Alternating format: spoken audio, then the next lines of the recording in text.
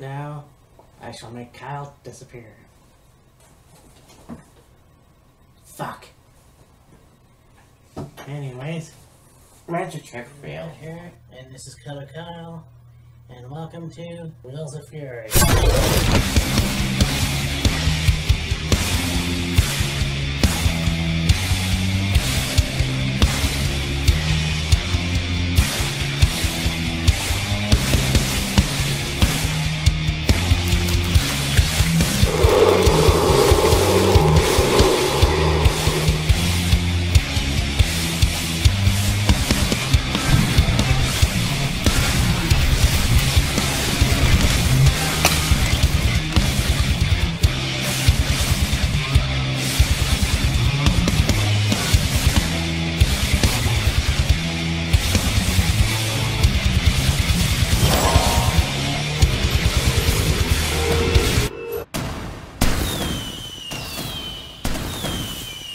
We like to waste time. Anyway, so this is part 2 for the top 10 favorite matches. We did 5 earlier, so let's do 5 more.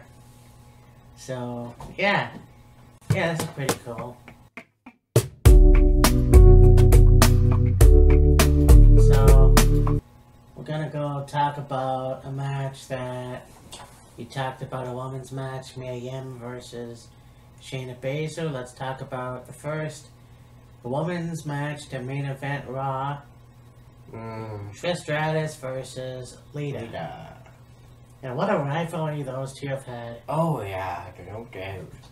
I mean, you look at Lita, who, you know, started in CMLL. She was Miss Congeniality in ECW. And then going all the way to, you know, S.A. Rios, you know, being his tag team partner or, well, manager, I guess, at the time. And then breaking out on her own. And even managing and kind of partnering up too with the Hardys and Team Extreme. Yeah. So, I mean, you have that. And of course, Trish Stratus starting off as a fit model. And, you know, going with Tessa and Albert. And then, of course, she broke out on her own as a wrestler. And this was pretty cool because these two women definitely broke the mold for having a women's match, main event. Right. Yeah, exactly. And I believe this was the one where Lita almost broke her neck. Oh yeah. Trish was on the outside. Lita went for a suicide dive, and just the way she landed was fucking ugly. Yeah. I mean, I'm glad she recovered. It would have been serious. Oh yeah. I mean, she eventually broke her neck, but this was like years later. But yeah, I think Lita won this match. I believe so, yeah. So, I mean, they did have another match where it was Trish's retirement match. So, I mean, she did win that match. Yeah. But to think that they were so good together as opponents, and they had such a good rivalry, and the company had such confidence in them to go like, alright, you're gonna main event tonight on Raw. It's like, how huge of an honor is that?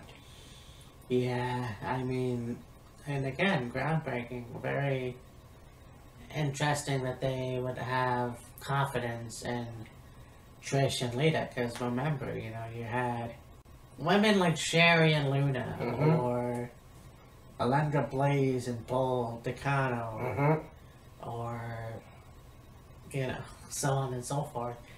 And so it's like, to finally get these women a main event spot on Monday Night Raw was pretty fucking epic. Oh, yeah, absolutely. And, you know, bringing back the tag team titles for the women, too. It's not working out as well as I thought. I don't think anything is, but we'll see where that goes. Yeah. But, you know, having Trish and Lita main event of Monday Night Raw, and then so many years later, have a triple threat women's match, main event WrestleMania. Yeah. Talk about some groundbreaking shit. Oh, you got that right. And it's like I said, I believe it was when we did our first favorite matches video, and I talked about Sasha Banks and Bailey, and the matches they had on NXT together for, you know, the NXT Women's Championship, and the match they had in Brooklyn, and the 30-minute Iron Woman match. Right. And I had said that what Bailey and Sasha Banks did during those matches helped the future of the NXT women, like Trish and Lita did that very night, main event in Monday Night Raw, and helped get the confidence in the company and in female wrestling, and then eventually you end up with a women's main event match at WrestleMania. Oh, yeah. Yeah, and I mean, a lot of people are bitching about that, you know? You can hear Charlotte and Becky and Ronda talk to each other during the match, and there's this and there's that. It was a fucking first, you know? Okay, yeah, you might have been able to hear what they were saying during the match, but that doesn't take away from the match. It's still a goddamn good match. I didn't hear anything, to be honest with you. And they said, oh, you know, Ronda rightfully won. Becky didn't pin both her shoulders down. Well, from what I saw, I thought she did. Right. Otherwise, the referee's a piece of shit, and so who knows. It was still a really good match. Again, oh, absolutely. But it was Trish and Lita that started it all. Mm-hmm. You got that right.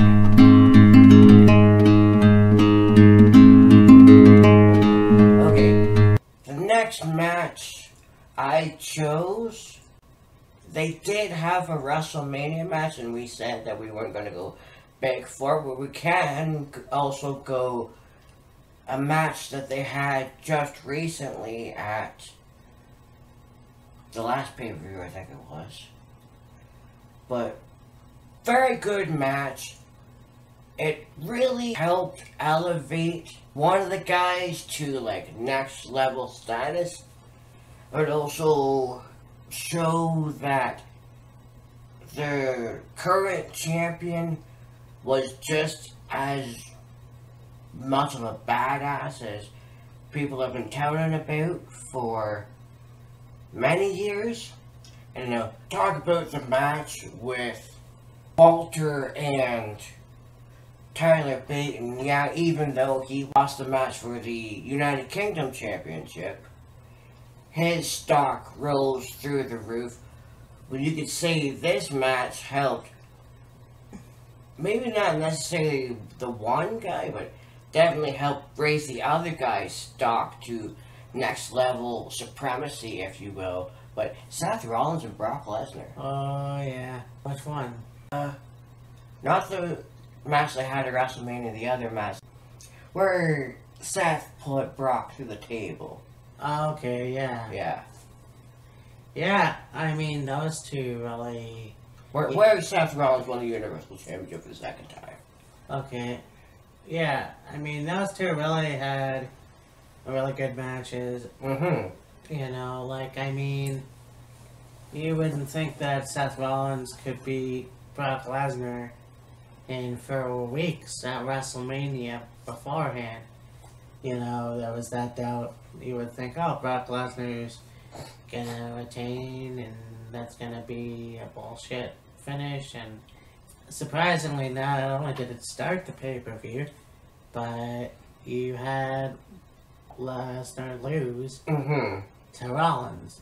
I mean, it wasn't without Brock Lesnar beating the piss out of Lesnar. Oh, yeah. Brock Lesnar just absolutely beating the piss out of Rollins. And that match, too, was interesting. I mean, I think we could have did without Seth Rollins' speech at the end.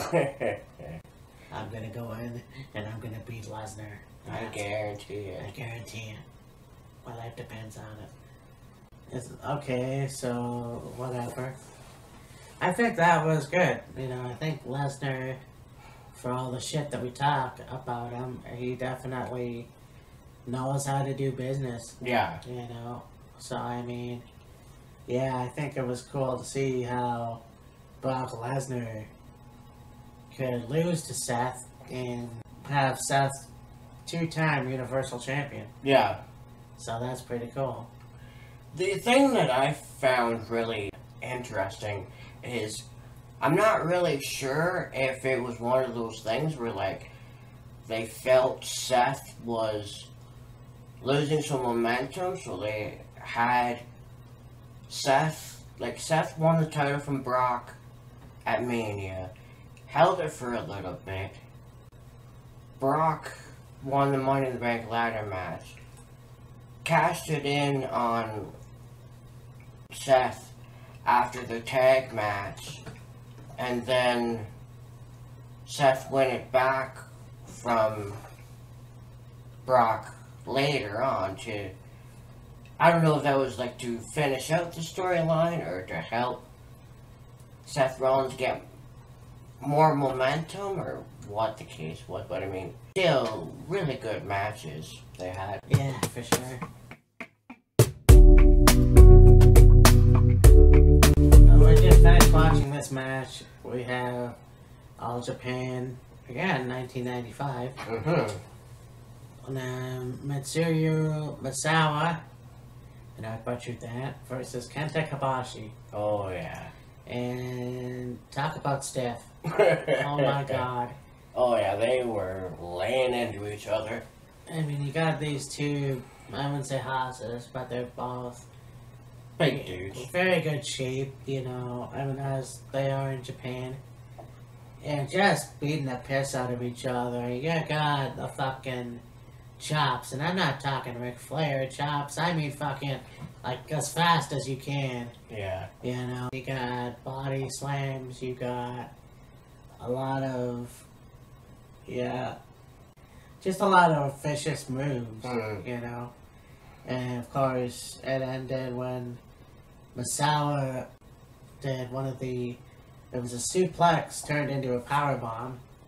It was like a, kind of like Tyler Bates, Tyler Driver 97, or Tony Storm, Storm Zero.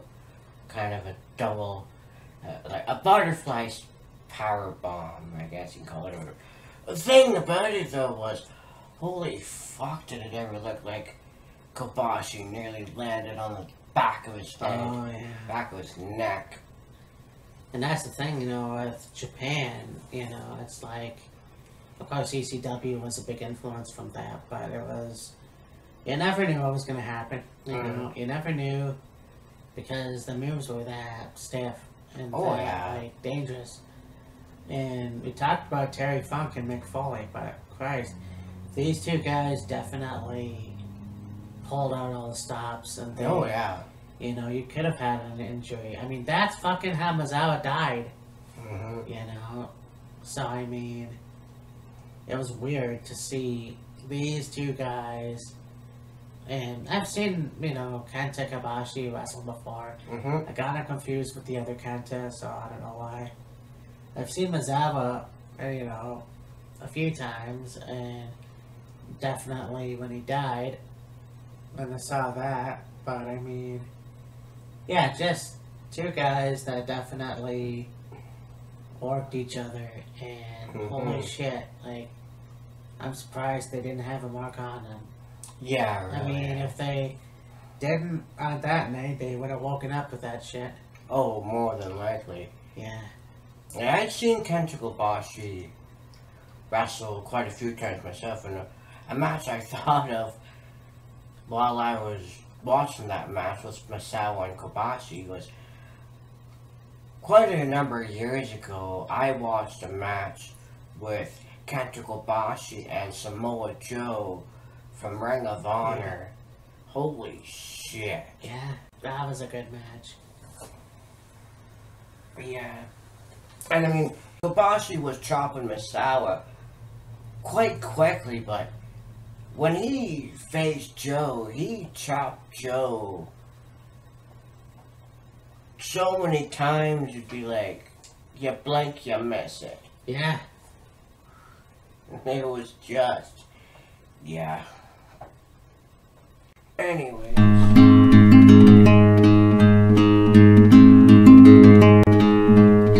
Next I have, yes.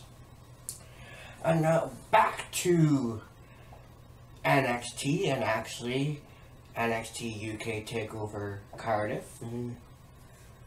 The three-way tag match with the Grizzled Young Veterans of Zach Gibson and James Drake, Flash Morgan Webster and Mark Andrews, and then the team of Mark Coffey and Wolfgang. Mm-hmm.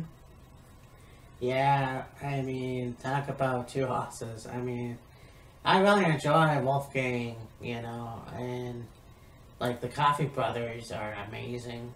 I think that, you look at the match they had at TakeOver, the last man standing, and it did not disappoint. You know, it makes me want to watch more, and I don't know why. I tape it on my PVR, so I like to see more of it, obviously. But just to see these guys in action, it's amazing. Oh yeah, absolutely. The one thing that really made this match so good, like, the entire match was excellent, but the one thing that really, really made this match so very good is just when you thought you had figured out who was going to be the NXT UK Tag Champs, they switched it. Yeah. It's like you'd have Flash Morgan Webster and Mark Andrews and the Grizzled Young Veterans in the ring beating on each other. And then it's like, where's Mark Coffey and Wolfgang? And they're on the outside, like, oh, maybe they're gonna win. Or something with, like, Mark Coffey and Wolfgang and the Grizzled Young Veterans. And where's Mark Andrews and Flash Morgan Webster? They might win. It was just, see, one of the complaints my dad's had about wrestling over the last number of years is how predictable wrestling can be. This match took that and threw it out the window. Oh, well, like I said in my review, I knew that the Welsh boys were gonna win. Because you're in Cardiff, Wales, and you've got Flash Morgan Webster and Mark Andrews.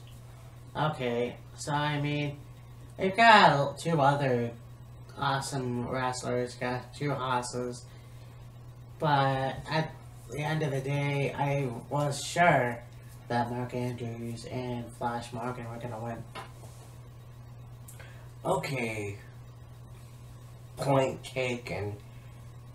What I mean, like, usually you either at the beginning of the match or even at some point during the match go, alright, so-and-so's gonna win, I know it for sure. But with that three-way tag match, it's like, just when you thought you had definitively decided, oh, this team's gonna win for sure, they had you doubt yourself. Alright.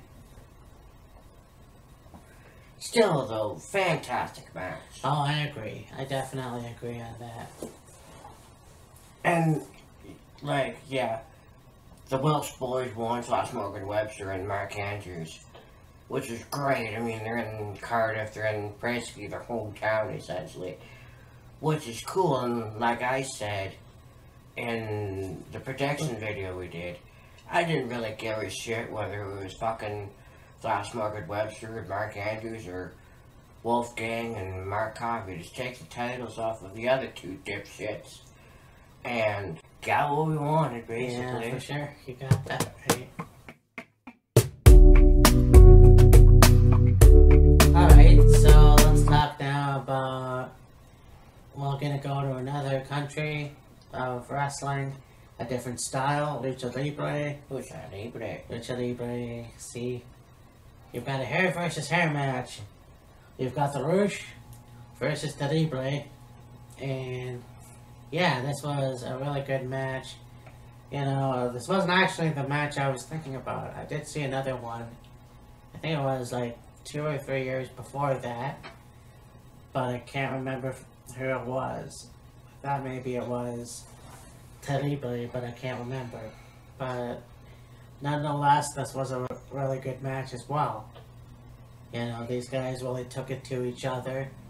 You even had Rouge do a tope suicida outside the ring. And those guys in Mexico don't have fucking guardrails. So it's like, if you, like, do a suicida, you're fucking landing in fans. Just about, Yeah. And then, of course, you got the people in the back. It used to annoy me. It was like, I'm trying to watch the fucking matches, and that's going on in the background. But, yeah, this was good. Rouge won, which meant that the Libre had to have a haircut.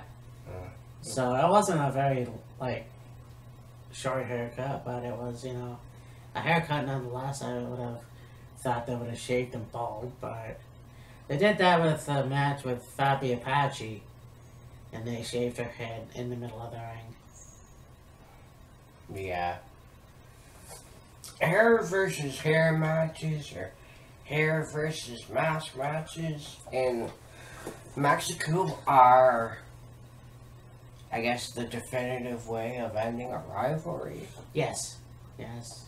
And so, when it gets to that point, it's like, oh man, somebody's either losing their hair or losing their mask, or, yeah. Yeah. No, I mean, back in that time, it was very good. And I miss those days, because it was like, it wasn't exactly, like, it was more cartoonish than you would see in Japan. You had the little, like, baby blue and pink gorilla midget running around. And I'm sorry you can't say that. You had the fun-sized person in the gorilla suit going up and down the ring, and you had, like, Fabi Apache, and, you know, well, actually, she was in AAA. So it was like, Terrible, Heavy Metal, you know, Blue Panther, Maximo, you know, all those guys. It was a really fun time to watch, you know? Oh, yeah, absolutely. Very, very fun time to watch.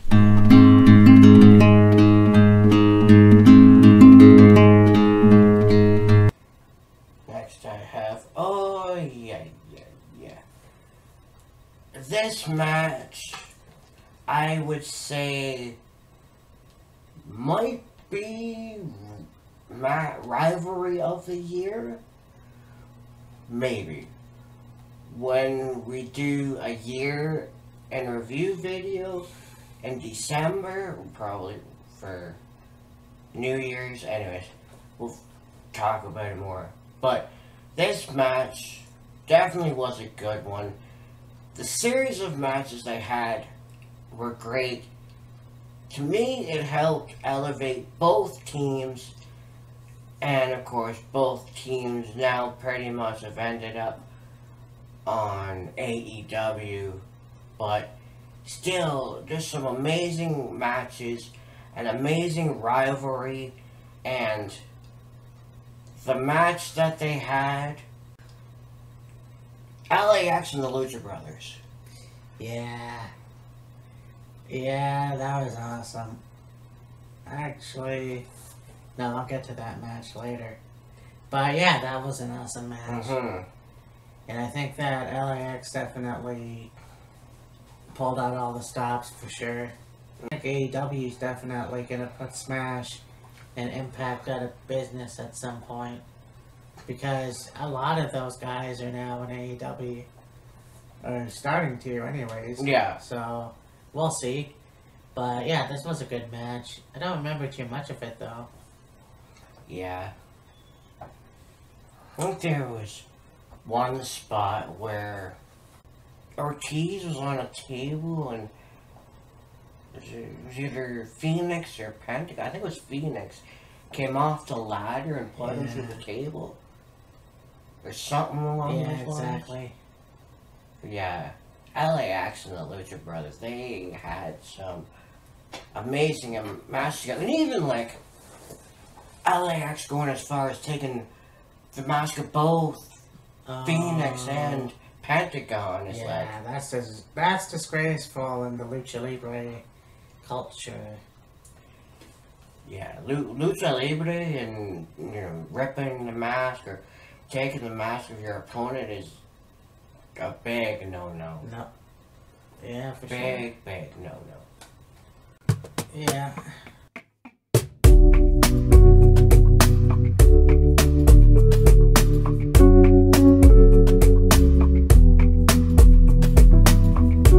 So now we're gonna, you know, you've talked about LAX. Now that'll lead me up to this match. You've got LAX versus the OGs. Mm-hmm. You got, well, the old LAX of Homicide and Hernandez. And, of course, you've got the aforementioned Ortiz and Santana. 5150. Orale! Yeah, this was awesome. Oh, yeah, Oh, for sure. you had everything. Fuck. Yeah. You had at one point, again, we talked about it, but I don't know, like, I can't remember who it was. They had the spikes and, you know, planting them in the head. Well, yeah. You know? But, yeah, this was the shit. And I really thought that, you know, well, we were gonna see the LAX, I think, 5150 street fight. And then at another event, they had the concrete jungle death match. that's the one I'm thinking of. That was insane. Because you have, like, no padding on the turnbuckles, straight up boards, no canvas, no foam, no protection. It's just metal, wood, and pain. Lots of fucking pain.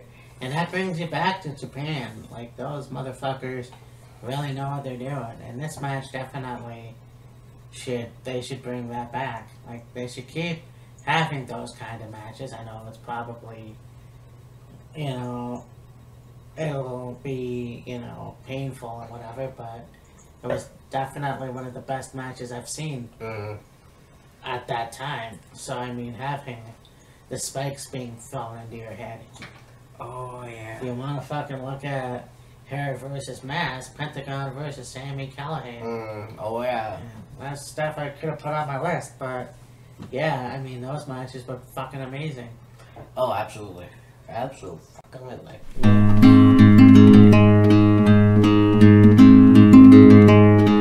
Next, I have, yes, a match that Matt and I talked about some time ago and kind of haven't mentioned it for quite a while, and rehash it and see if Matt remembers this one. I know I do, definitely, for sure.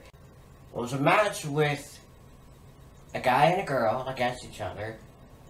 It seems to be they might be trying to erase the stigma of intergender matches.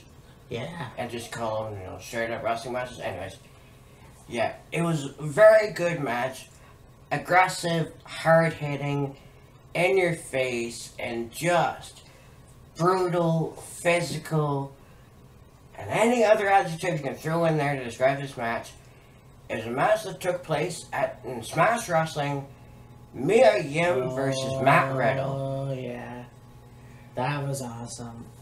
You know, and that proves that, you know, you take all the sexist stereotypes and whatever, and you have a man versus a woman, and there's no issue. And I think that, you know, Matt Riddle being that MMA style guy, and Mia Yim, who's been popular in wrestling, you know, that was amazing to watch. Oh, yeah. I think that, you know, Mia Yim and Matt Riddle being on NXT, Yes. you know, it would be interesting to see them go face to face. But we'll see. I mean, it's going to be interesting when, you know, Matt Riddle has a title. Yeah, for sure. You know, but, well, so was Mia Yim, but, Mm-hmm.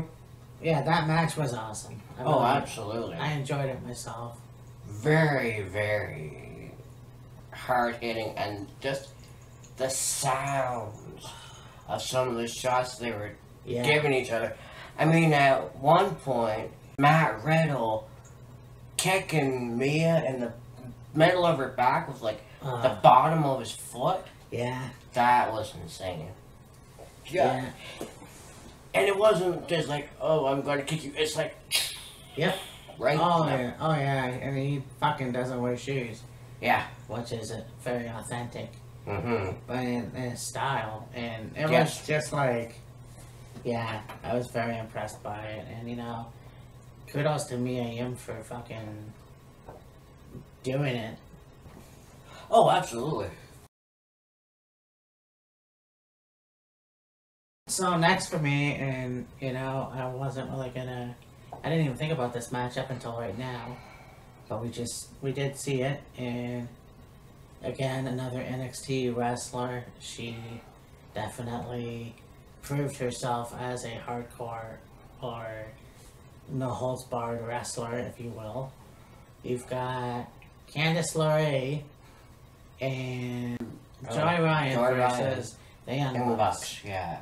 And holy shit. Yeah. That, you know, it was like, she got all fucked up. And absolutely. You know how the Young Bucks were, you know, and are. It's just fucking insane.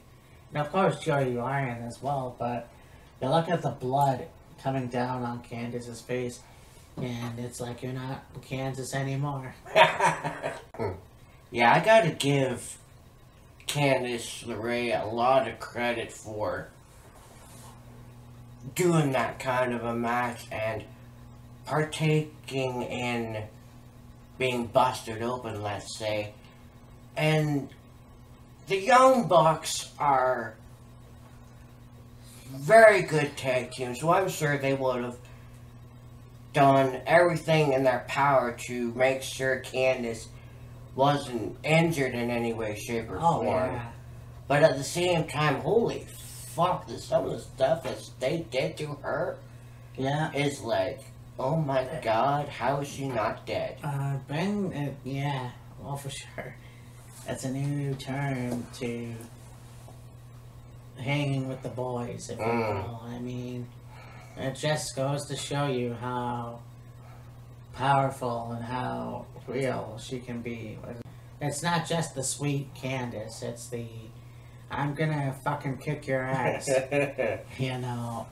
So I mean, and it's not to take away, you know, the feud that she's having with Yuro Shirai. Right. I'm sure that's gonna be epic as well. Mm-hmm. But that match really blew me away. Oh yeah, for sure. So absolutely.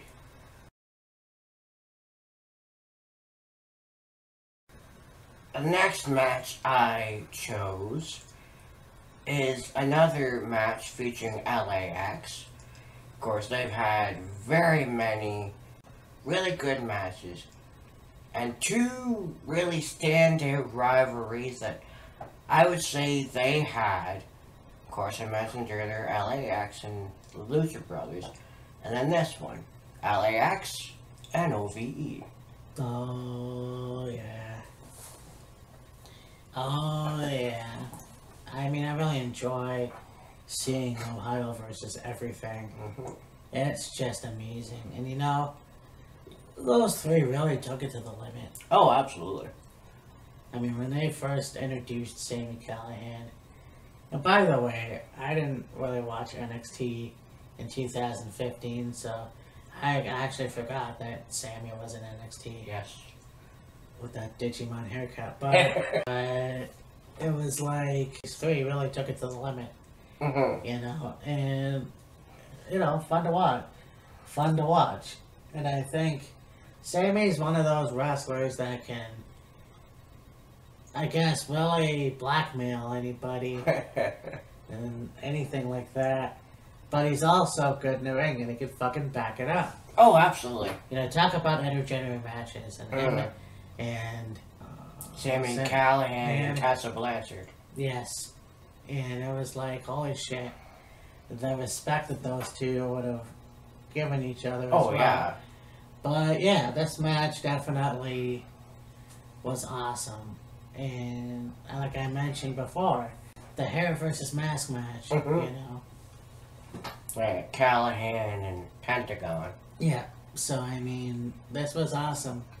That's pretty much all I could say. I'm trying to remember back to it, but yeah. The thing that stands out in my mind the most, I guess, about that match is Sami Callihan and Pentagon sitting in chairs across from each other, steal a spike in their hand and just wailing each other in the head with it. That's it. Like, give me your best shot! Yeah, no, I mean, that definitely proves how tough they are, for sure. Oh, absolutely. So and even, like, you know, Sami Callihan ripping the mask of Pentagon just a little bit, and you see the blood coming down the face of Pentagon, and then, you know, Sami all a bloody mess, but then, of course, Pentagon hits the package pile driver and ends up winning the match, and then Sami Callihan getting his head shaved, and of course, you know, screaming bloody murder and all this other stuff. Very, very good. Kind of funny. Start out talking about LAX and OVE and end up Sami Callihan and Pentagon Jr., but whatever.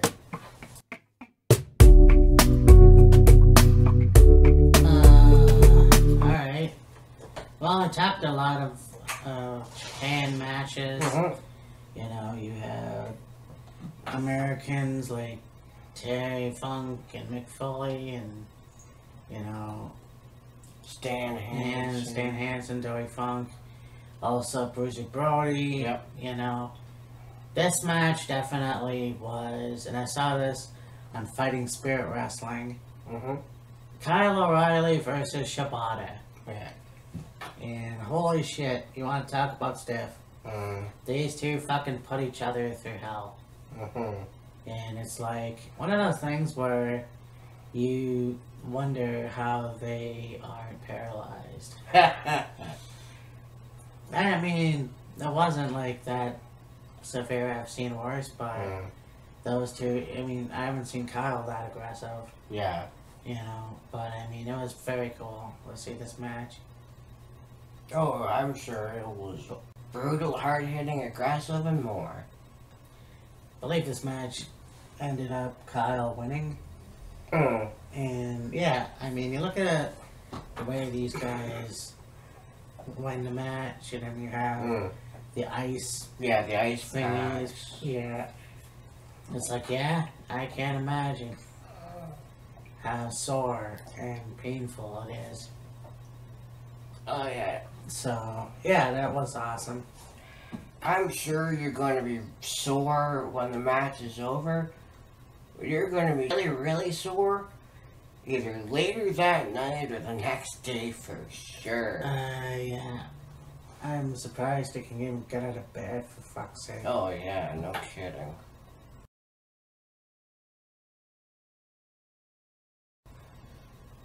Next, I have...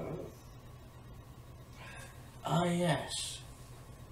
A match that I saw quite a while ago. I didn't see all of it, but I got to see a good majority of it. It was a very good match. It was a match about respect, but also a match, you could say, kind of ended up being a passing of the torch, so to speak. One of the best matches I've seen in one particular woman's career, and just, I would say, a very unique and kind of, well, fantastic way, you could say, of bringing another one's career to an end, which is unfortunate, but I mean, they're still around and helping the younger talent backstage. Anyways, Gail, Kim, and Tessa Blanchard. Oh, yeah. I didn't see the match, but I did see the lead up to it. Right. Oh, So- yeah. The lead up to it was incredible. Yeah. I mean, you got Gail Kim, and you got the classic I'm retiring, Mm-hmm. and I'm gonna have my last match, and then there's, you know, a send off, and the ring, and tears, and blah blah blah, whatever. And then she leaves, and then she comes back, and then Tessa gets in her face, and it's like, I don't want to wrestle anymore. I'm done. I retired. I've had a chance of that happening. But then, you know, Gail Kim decides to come out of retirement, but it's fine. You know, again, I didn't see this match, so I can't really say anything, unfortunately, but Yeah. I'm pretty sure it was a good match. I mean, I just said how awesome Tessa is in the ring. Mm-hmm. Oh, yeah. Tessa Blanchard is one of the best female wrestlers going right now. And to have her against considerably one of the greatest female wrestlers of all time is absolutely amazing. The lead up to this match was very, very well done, and it was kind of one of those things where it ended up being, or to me it kind of ended up being like, oh, I'm gonna come out of retirement and shut this young, brash, arrogant punk up for good, and Yeah. I'm gonna put this old, washed up veteran in retirement forever, and all this other stuff. And the match, like I said, I didn't see all of it, but I did see quite a fair amount of it, Yeah. and it was very, very good. And of course, the end of the match ends up being the two of them embracing each other in the ring, and I'm sure Gail gave Tessa, you know, words of encouragement and seal of approval, if you will, and all this other stuff. Yeah, and then Robert Irvine came and wiped up all the blood for his sauce. So, alright, well, I'm gonna finish off with this one. This was, since I didn't do a Ring of Honor one, I'm trying to rack my brain, and I just came up with this one because I thought it was a pretty good match, and a pretty good heel turn for that matter. And you have Michael Elgin versus Adam Cole, baby, for the Ring of Honor World Championship. Right. And, you know, I looked at Adam Cole's career in Ring of Honor, and it was, at the time, he reminded me of Triple H, but he still does, actually.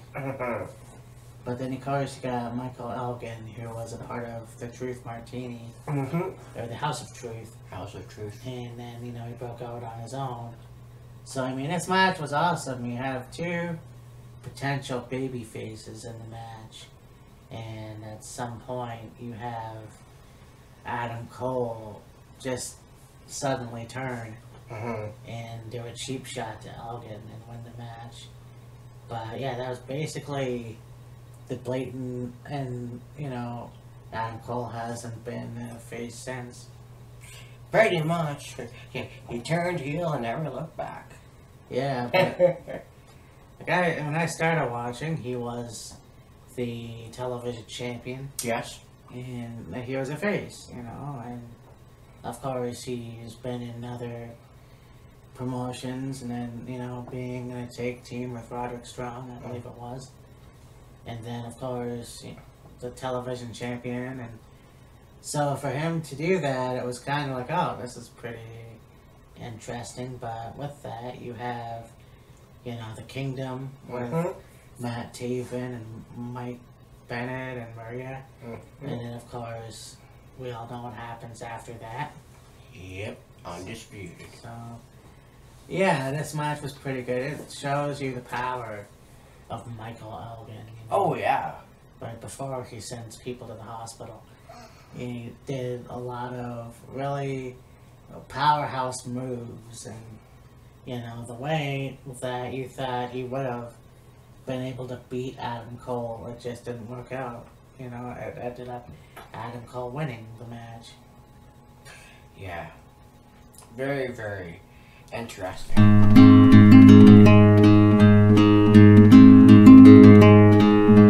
I have next another match featuring Tessa Blanchard.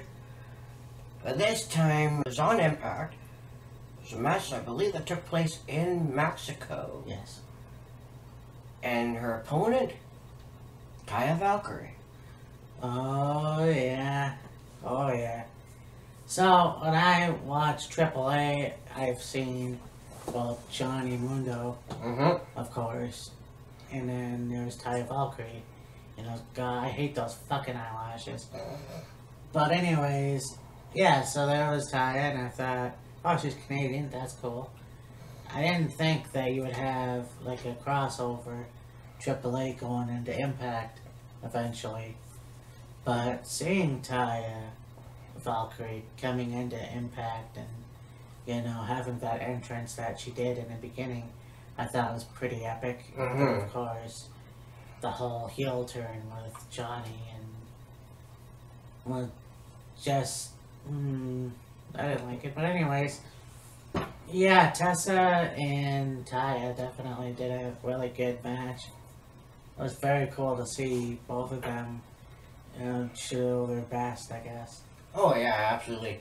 One thing that I thought was really interesting was there in one of the corners there was a board. I thought it was like a table, I think it was just a board. At the top it was a diamond, and underneath it had Blanchard. Yes. And then underneath that it had La Guarda Loca. Yes. And then of course you have Tessa paying homage to her father, and that stable, of course, the Four Horsemen. Taya wearing the Los Perros de Mal shirt. Yes. In honor of Aguera Jr., whatever, and that group from AAA, of course. And yeah, that match was actually really well done. Now that you mentioned the board, I do remember the match now. Yeah, I mean, like I said, Taya will definitely brought a lot of that Mexican. Even though she's not Mexican herself, she brought a lot of that to the table. When she came into Impact, I thought, oh, she'll be sort of like an Undertaker in a way, kind of. Right. With her entrance and all that.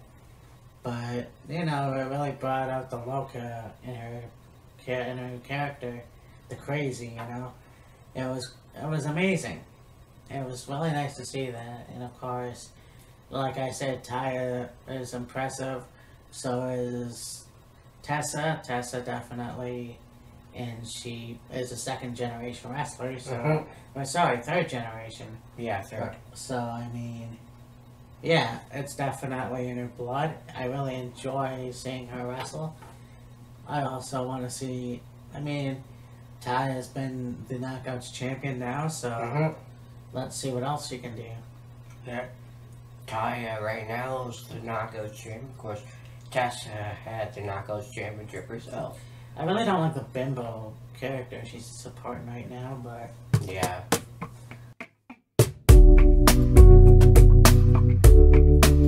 So we're gonna talk about this match. I was just... don't know why that slipped my mind. Yeah, you have, of course, ECW in Japan again. So, that's right, we didn't talk about that. We talked about the other Japanese. So you have Rob Van Dam versus Sabu. Yeah. And, yeah, when I read the thing on the YouTube bar, it said stiff match. I don't see where that was stiff at all. Yeah. I mean, I saw more submission moves from those two. I don't remember seeing any submission moves from Rob Van Dam. Yeah, the one thing about Rob Van Dam is pretty much throughout his career, he would use that, like, leg scissors into a pinning combination. Yes. Use a lot of kicks and a lot of other moves, and then if he needed to use a weapon, he would. And then, of course, he had the Rolling Thunder, the split-legged boots on, and his finish, the 5-star frog splash. Yeah. But submissions weren't really Rob's forte, if you will. Yeah. And yet, in this match, Rob was able to get the win over Sabu by submission and a funky-looking knee bar. Oh, yeah, that was brutal. Yeah, you know, and like I said, wrestlers go over to Japan and use moves that you don't think they're gonna use. But Yeah. it was a really good match. Can't believe I almost forgot about it. Interesting fact, though, is that I was, you know, listening, or we were watching an interview with Rob Van Dam, with Chris Van Fleet, and, you know, Chris was like, you ever wrestle a match high? Oh yeah, that's my whole ECW career. Yeah, Rob pretty much wrestled every match at ECW high. But, yeah, this was a good match. Yeah, the thing that's really, really cool is it didn't really seem to matter whether it was Sabu and Van Dam against each other or Sabu and Van Dam as partners. They were so good together. Yeah. Oh, for sure. And you got the Fonzie Danny in your corner.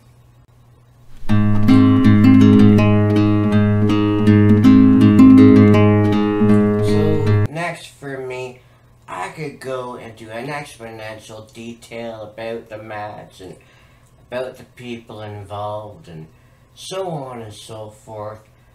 But it's really not necessary. We've talked about it before. I'm sure we've talked exponentially about it, but what the hell? I threw it in here just because the two people involved in this match, so good. And you want to talk about a battle of David and Goliath, if you will, with women's wrestling style, so to speak, if you will. Anyways. Gail Kim and Awesome Kong. Oh, they've had some battles. Oh, yeah. You know, she definitely was. Well, they both were the best women division, you know, wrestlers. You have Gail Kim, who had that WWE experience, and then she came to Impact, and then, you know, she wasn't appreciated very well in WWE, which is a shame. Yeah. But in that, she definitely had the Knockouts title. She definitely went into her own, you know. I mean, being built from Florida was a shame, but you've got someone like Awesome Kong, who had one of the best careers in Japan, and you have one of the best careers in TNA, if I should say. And it was crazy. And then of course, she did go to WWE as Karma. Mm-hmm. Unfortunately, it didn't work out very well. Yeah. So that is what it is. Mm-hmm. Yeah, I mean, her WWE career started off really well, but then she basically got knocked up, and that threw it all away. Yeah.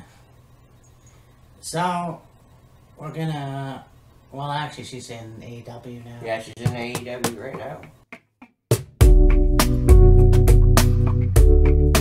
This last match is... Speaking of AEW, this was a very good match, in my opinion. You have two brothers who really pulled out all the stops. You have an insult jab to Triple H. You've got Cody versus Dustin. Mm-hmm. You know, and you want to talk about somebody that you think is washed up and old and whatever. Dustin Rhodes is 50 years old and he still moves like he's fucking 25. Oh, yeah. I mean, this guy definitely proved that he was still better than all the rest. Mm-hmm. You know, and yeah, he got busted open and he was bleeding like a faucet. Mm-hmm. But definitely one of the best matches on that card. Oh, yeah, for sure. And I mean, the ending, too. The whole heartbreaking, you know, we're going to face the Young Bucks, and I want a partner. I need my brother. And I was like, wow. Yeah. So, I mean, this was cool. Yeah. Like, I know you're going to retire, but before you retire, just have one more match here in AEW. It'll be a match against the Young Bucks, and you would be my partner.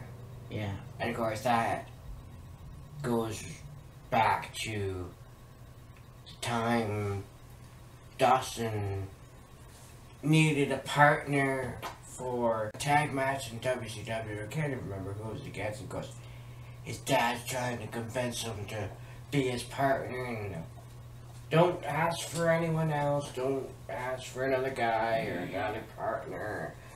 Anything like that. Just this fat, out of shape, crappy old man. And, you know, give me a hug and a kiss to seal the deal. And there was a video somebody posted with those two moments, Cody and Dustin and Dustin and Dusty.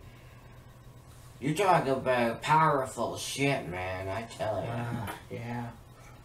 Makes me not want to see it now. Mm. But it was an awesome match. Yeah, You know, and it just shows you that AEW can be powerful against WWE.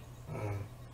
But anyways, this has been another top 10 favorite matches. I'm not even sure how many we did for this second part. Yeah. But this was awesome. And next week we're about to do a Clash of Champions, and that should be awesome. And then the week after that, let's go with another look back at, let's say, look back at Over the Edge 98. Okay. And yeah, I'll go from there, I guess. I can't think right now. But anyways, so this has been Wheels of Fury. I mean Matt. This is Killer Kyle. And yeah, we will talk to you later. Deuces. Peace out, y'all.